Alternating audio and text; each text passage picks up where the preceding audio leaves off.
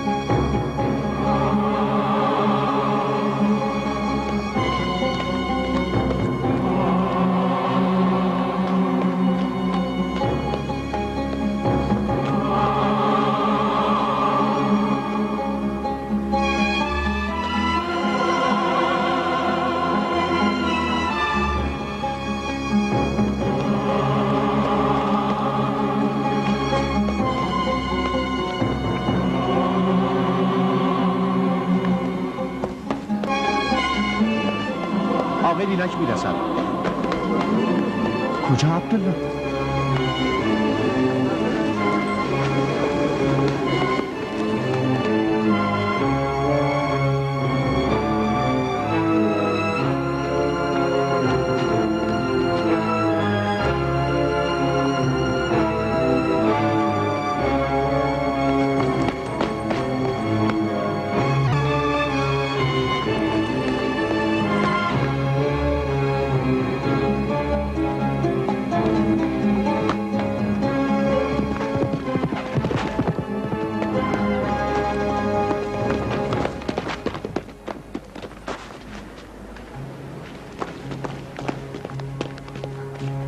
چون این تاختنی ندیده بودم.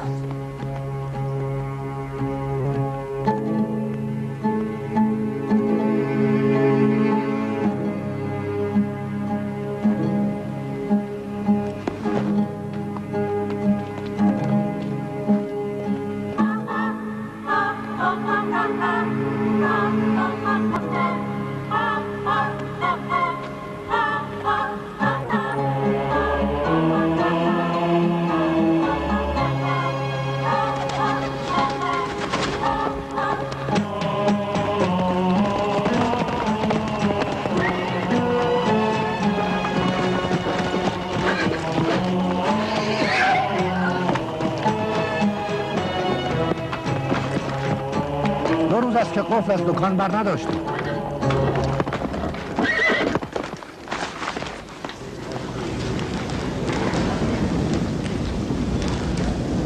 بیا این نصرانی که تو برگزیدی.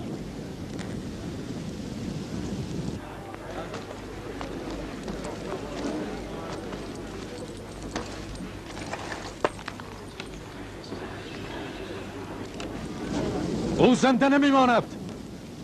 او قیمت چنین جسارتی را با خون خودش میدهد.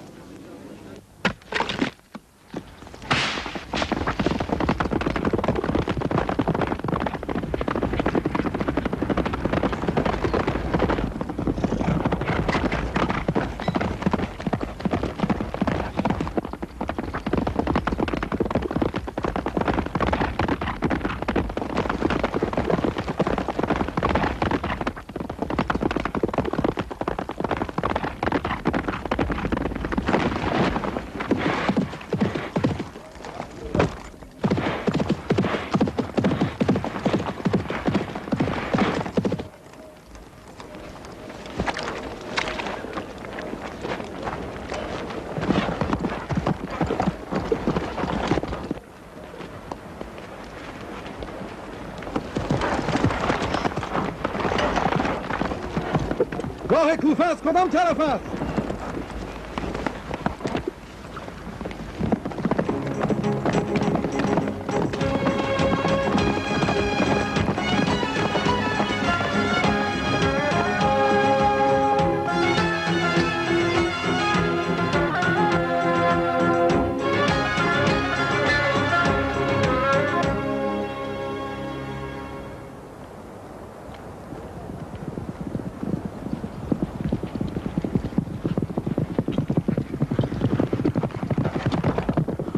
ستاره جوزا خودت رو نشان بده. یا جهدی بگو کدام طرف هستی. درایید وگرنه شرق و غرب رو گم میکنم.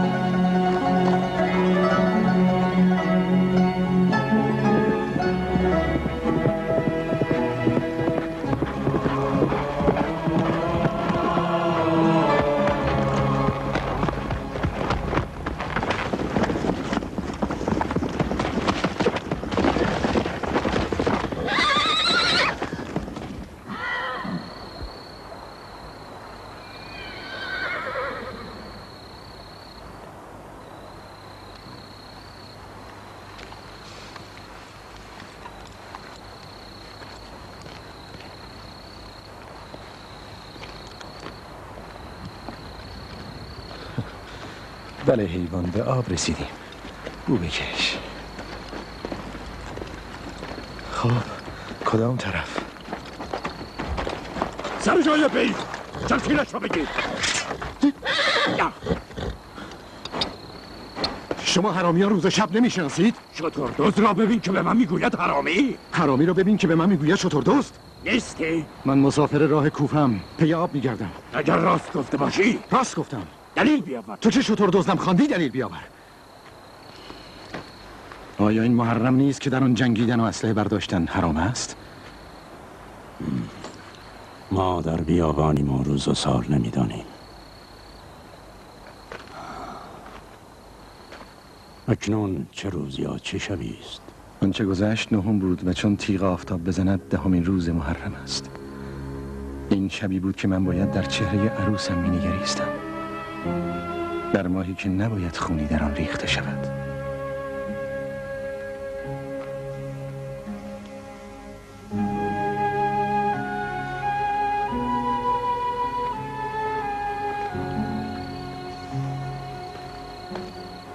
بنشین.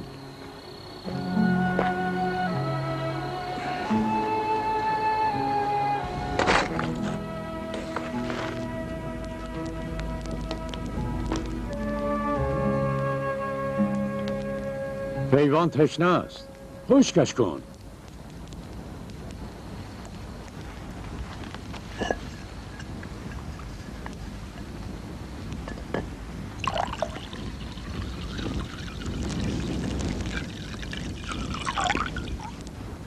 شیر شتر.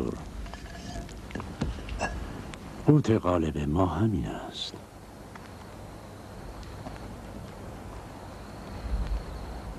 تو بگو چرا عروست را ترک کردی؟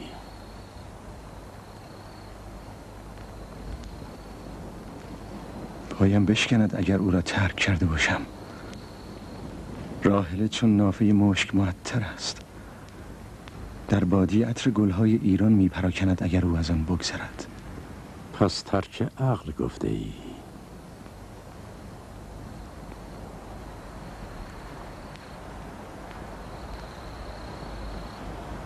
پاسخی هست که باید بیابم، چیزی که باید بدانم. چیزی این همه مهم چه باید باشد؟ این شتاب شبانه برای چیست؟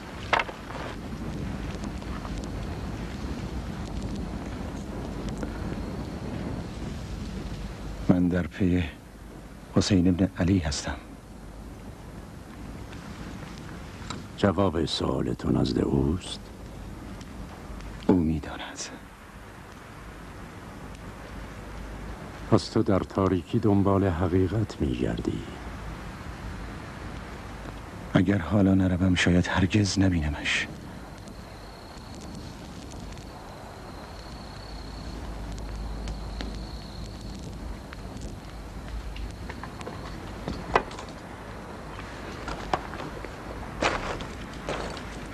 من 10 روز پیش دیدمش. ما شتر میچراندیم در جایی آن سوی رباط کهف که تا اینجا 7 شب است اگر شبها برانی و روزها در سایه نخلها بمانی. او و همراهان خیمه زده بودند و به راستی مقصدشان کوفه بود.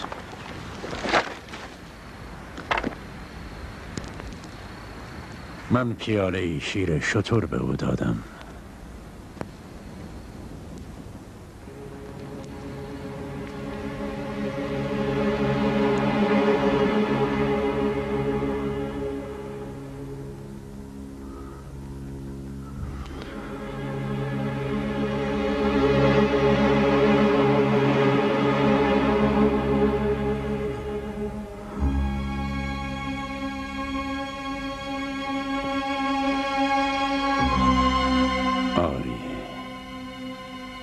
مرا و اشتران را دعا کرد. آیا تو را وعده ای نداد چون رئیسی که چون به کوفه مقام کند تو را چیزی بخشد؟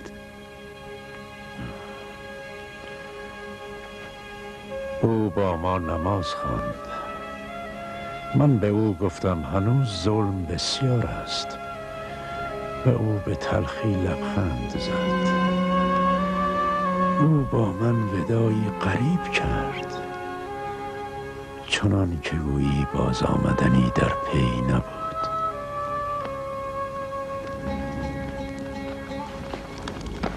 اسب حاضر است.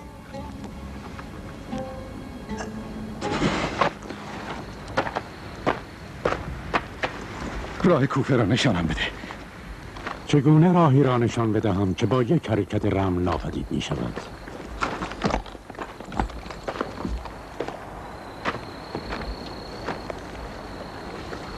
آن ستاره را می بینی. همیشه روبرویت باشد. بیا.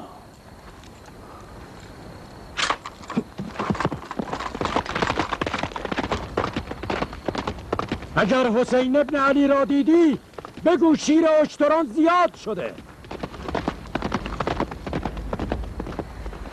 هرچند خوابم را شکست ولی چند کلامی سخن گفتیم و خوش بود.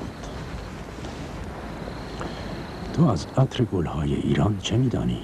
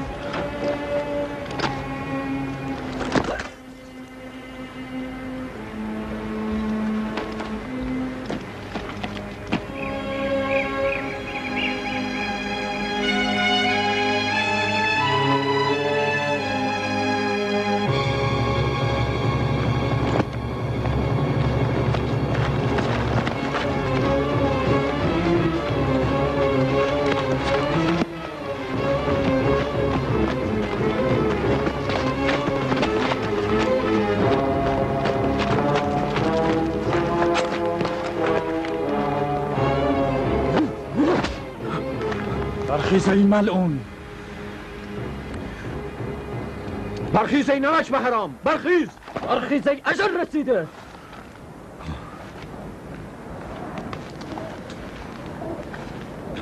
شما کیستید؟ نمیشناسی؟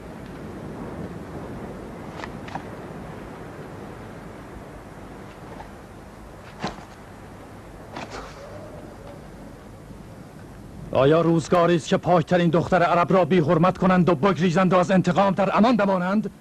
غیرت مردان عرب کجا رفته؟ این است پاسخ دست محبت زید که تو بی قبیله و پشت، تو نصرانی را از حضیض خاک به عزیزی خود خواند؟ برخیز که برگردی. تو باید مایه عبرت شوی. تنبیه تو پیش چشم خلق در سیزبانها که شرافت مؤمنان را به مسخره میگیرند. چگونه گمان کردی بدنام کننده راحل از انتقام تواند گریخت؟ از چه حرف میزنید؟ کدام بدنامی؟ تو با ترک مجلس عقد راحل را بدنام کرده ای، نمیفهمی؟ در تمام قبیله این پرسش است که چه عیبی در راحل دختر زید بود که تو از مجلس گریختی؟ در تمام قبیله، تمام عرب. تو نصرانی مسلمانان را بدنام کرده ای. تو بدنام کننده به تیغه شمشیر واجبی. برخیز و همراه ما بیا. من بازگشت نمیتوانم.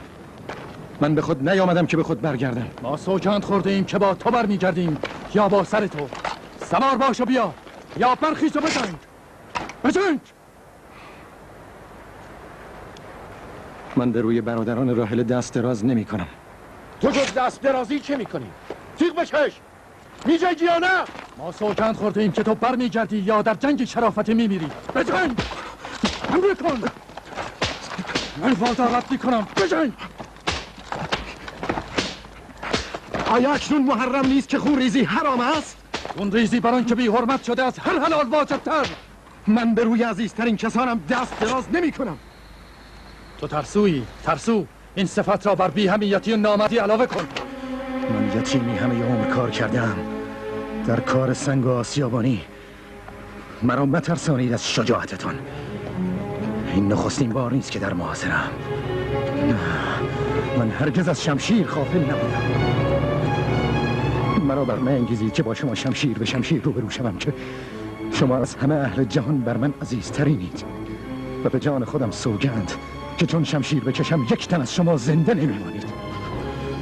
من خوشتر دارم که تیغ بر قلب خیش فرود آورم تا شما، که اگر قطره خونی از شما بریزد شرمم باد و مباد که خود را از دیدار راحل محروم کرده باشم و بر من حکم مرگ آسان‌تر که محروم شدن از دیدار اوی.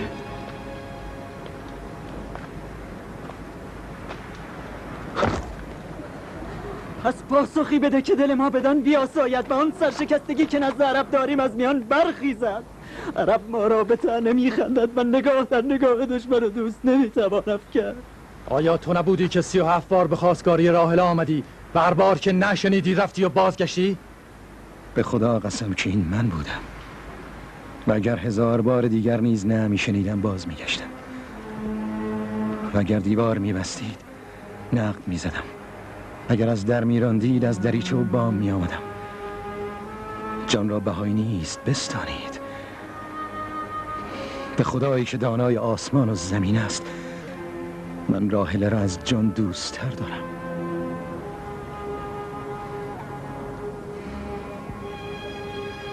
راحله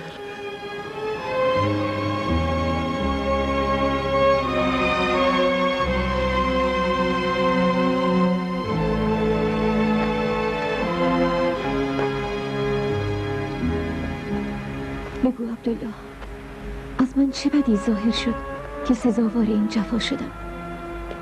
یا شاید دیگر چنان است که بعد از مادرم روایم به ترک گفتم تا دیدی که از من بریدی. چه بود که ترکم کردی؟ سوگند به شب چون شکسته شود و روز چون برایت که از تو جز مهری ندیدم که همه عمر از آن محروم بودم. بیماری جان تو بر من باد و سایت از زمین کم مباد. اما این که آمدم به اختیار من نبود. من میروم چون خوانده شدم.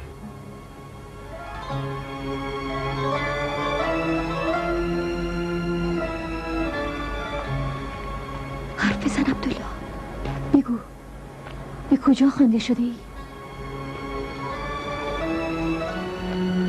من از سوی کوفه ندایی میشنوم که بر آن کسی شنوانی است. راحله، تمام حجت من بر مسلمانی حسین ابن علی بود، آنچنان که تو به من گفتی. و در آن مجلس شیوخ شنیدم که از حسین دیگری میگویند که به راه دنیا رفته است. گفتم نکند دیر شود و من او را ندیده باشم و حقیقت را نیافته و همه عمر زیر سایبان شک اسف بخورم که چرا بر حقیقت دانا و بینا نیستم. شنیدید؟ او در شک است. بگذار سخن بگوید. من در آن مجلس صدایی شنیدم که کمک میخواست و چون نیک نظر کردم تنها من بودم که میشنیدم. صدایی بود که میگفت کجاست یاری کننده ای که مرا یاری کند و من برخواستم. این چه مخبر است که بی‌بافد؟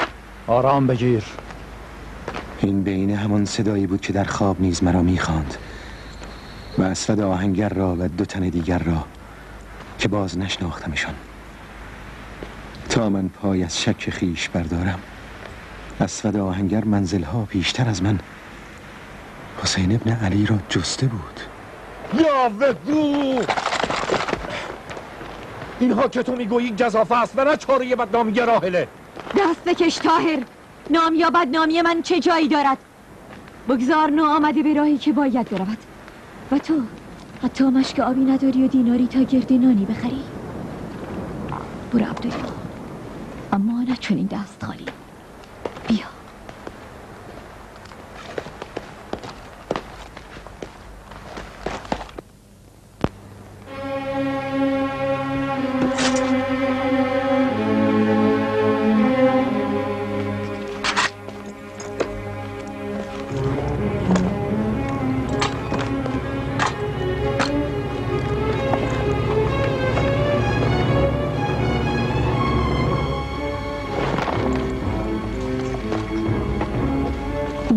کمند را بگیر.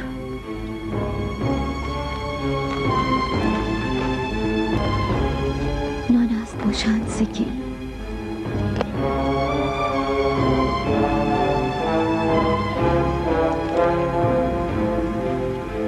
برو عبدالله، اگر به جایی خوانده شده ای زودتر برو.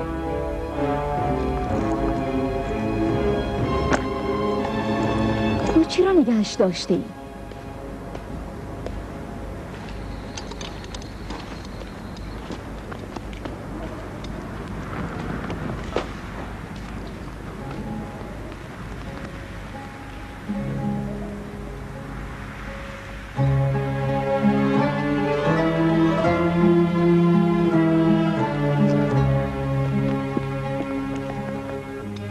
برو و حقیقت را بدان.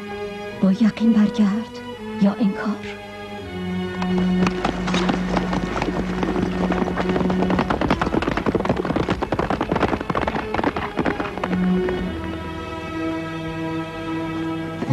راهب، خواهم، حالا چگونه به میان قبیله برمیگردی؟